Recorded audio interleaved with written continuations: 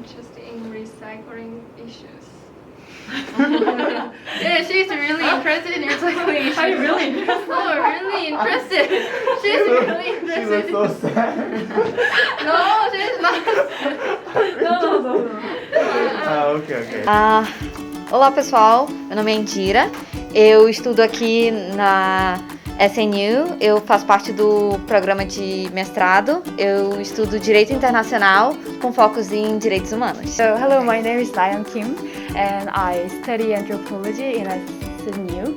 And what can I'm a member of SNU SESR, Safe and Safer team. I'm South Korean. 大家好，我叫邓敏倩，然后我是中国人，现在在韩国首尔大学这一边读的是药学专业，然后我是硕士。好，谢谢大家，很开心来到这里。大家好，我是韩国人。Hello everyone, my name is Jin Jung-min. I'm also major in Chinese language and literature, so like it's very nice to meet Ying Tian. Save Us Save Earth team is a project team from SNU SESR. We deal with some environmental issues with international students, and we work on some campaign on campus. There we aim to raise awareness about those serious environmental problems. I think because it was a very different situation from my country.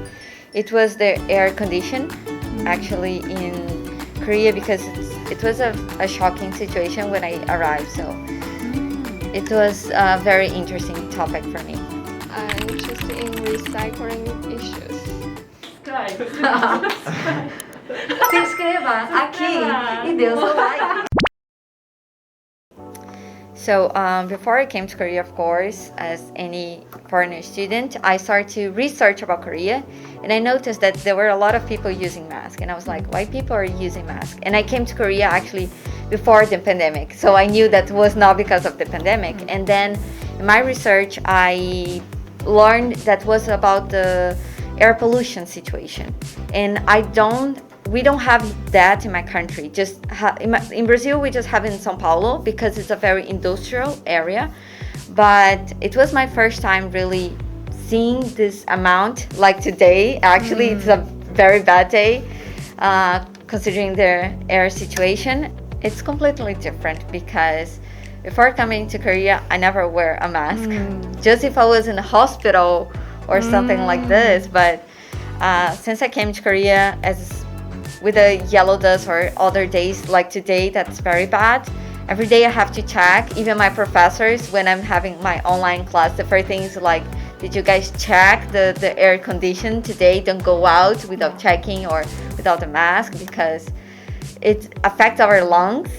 Normally when it's everything clear, and I actually can feel if I take off my mask in 5 minutes, I'm like, it's kind of hard to breathe. So from Brazil, that the air quality is quite good, especially in my region because I live in the Amazon, so there's a lot of fresh air around. And then different from Korea, that unfortunately sometimes we wake up, it's like, okay, the air is not so good today. But I know Korea has this problem, and also in China. Not only Korea, China also suffer from this problem, and some big cities, some first tier city in China, the air condition is worse than Korean, and I think government and society, they should make more efforts about that. And for in person, I think we just live in a low carbon life, and we can use the public transportation more. We can walk instead of the car. Here in Korea, I don't drive, but in Brazil, I drive. And one of the things that influence the most actually the air conditioner in a place, it's cars.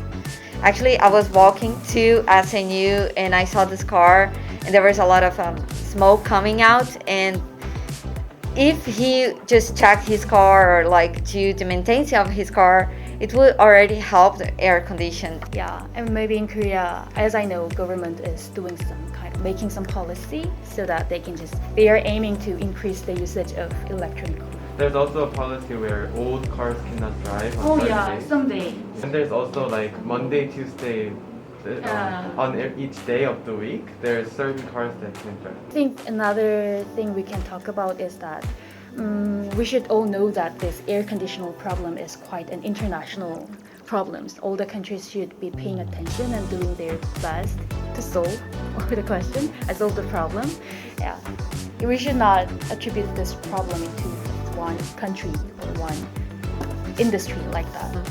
There's a lot of countries that actually they are the ones that produce the pollutants, and that pollutants they reach the other countries. Happens a lot in Asia, in Europe, so it's not like just one country problem. It's internationally, because what you produce in your country may affect the life of another person in another country. So it's good everyone's to- duty. Yes, you have to really think about other people.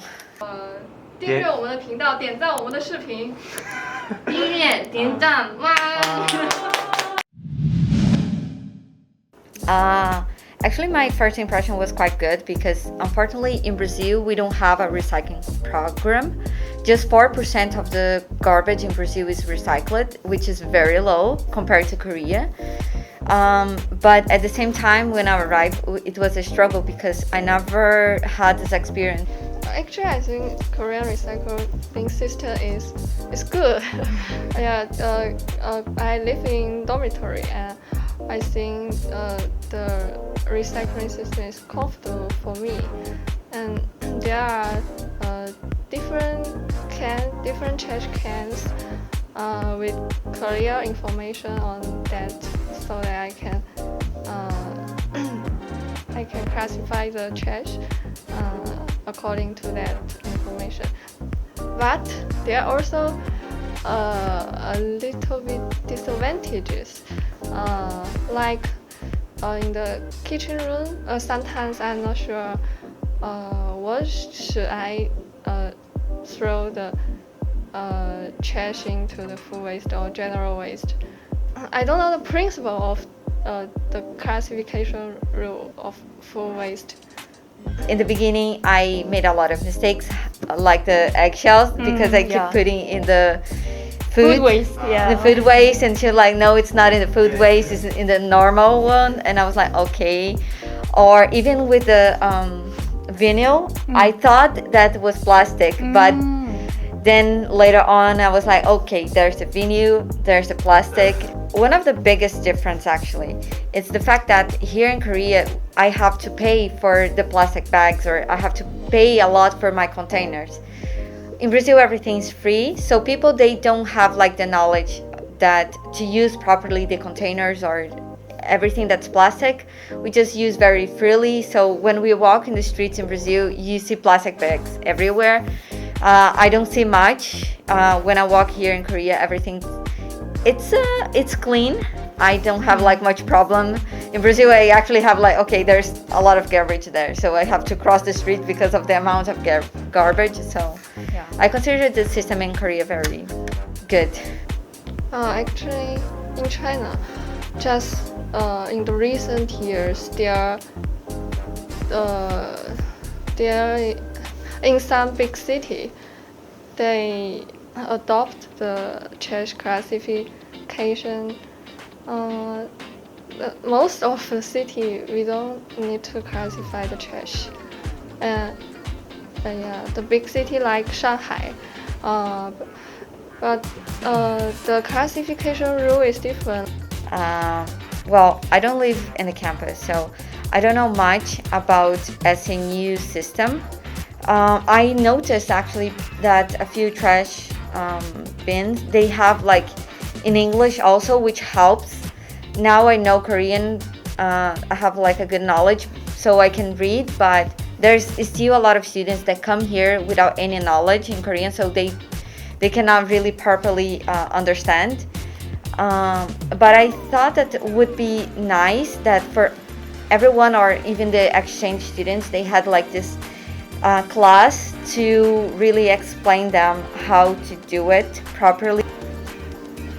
Well, I think our dormitory already made some efforts about that. Like previously, I thought there is a trash classification campaign in dormitory. And I think it helps a lot to let us understand how to classify. First of all, more knowledge about the recycling system. What I personally do, normally when I walk around or even I go hiking here in Gwanaksan, I bring my own plastic bag and I start to collect the trash that I see around. Not like, I start to clean, like if I'm walking and I see like, oh, there's a small piece of plastic, I just pick, because I start to figure out that if I just let there, maybe my daughter will see in the future, because it just remains there if no one's gonna collect it. So it's one of the things that I personally do. I think it is very basic solution, but I prefer to use my container, like tumbler or some container, because I tried to use my container in cafe, but when I went to the cafe, I don't know the exact name of that cafe, but near to Humanity College, I asked the staff to, can I use the container, but they say you cannot use. So I think we need some changes in our school too, using our container.